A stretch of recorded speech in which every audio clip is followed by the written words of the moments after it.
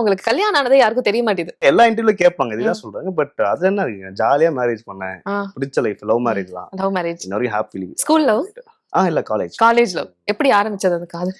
இதெல்லாம் சொன்னா அவ சொல்லதா திட்டுவா. சொல்லுங்க. ஒண்ணு இல்லைங்க, நான் ஃபர்ஸ்ட் இயர்ல என் ஒய்ஃப் வந்து எனக்கு ப்ரப்போஸ் பண்ணேன். நான் வந்து வேண்டாம். ஏன்னா நான் அப்ப வேற ஒரு love failure. Okay, love failure கை.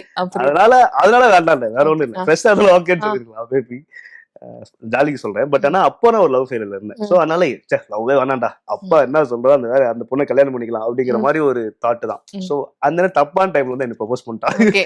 சோ அதனால அப்போ வேண்டாம்னு சொன்னது. நாமளும் பாப்போம், நமக்கு எல்லாத்துக்குமே லவ் ப்ரப்போசல்ஸ் வந்திருக்கும் இல்லையா, எல்லாருக்குமே வரும். அதனால எனக்கு தான் இவ்வளவு வந்துச்சுலாம் கிடையாது, சொல்ல முடியாது. எல்லாருக்குமே லவ் ப்ரப்போசல்ஸ் வரும். அப்ப ஒரு பொண்ணு நல்லா இருக்குன்னு சொல்லி பிடிக்குன்னு சொல்லி வச்சுக்கோங்க, அடுத்த மாசம் அந்த பொண்ணு வேற யாராவது லவ் பண்ணிடுங்க காலேஜ் டைம்ல.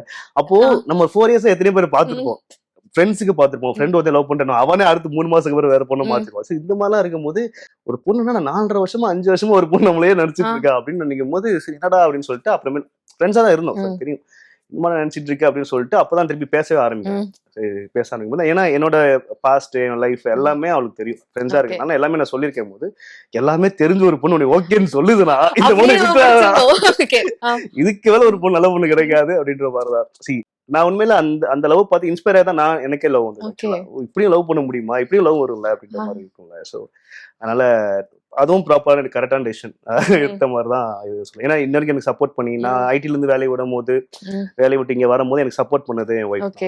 ஸோ அந்த சப்போர்ட்லாம் ப்ராப்பரா இது மாதிரி வேற யாரும் வந்தாங்களா சப்போர்ட் பண்ணிப்பாங்கன்னு தெரியாது. ஸோ அந்த ப்ராப்பர் சப்போர்ட். இத்தனைக்கும் என் ஒய்ஃபுக்கு சினிமாவெல்லாம் பெருசா பிடிக்கவே பிடிக்காது, பார்க்கவே மாட்டா சினிமாவை. அப்படி ஆப்போசிட் கேரக்டர் தான்.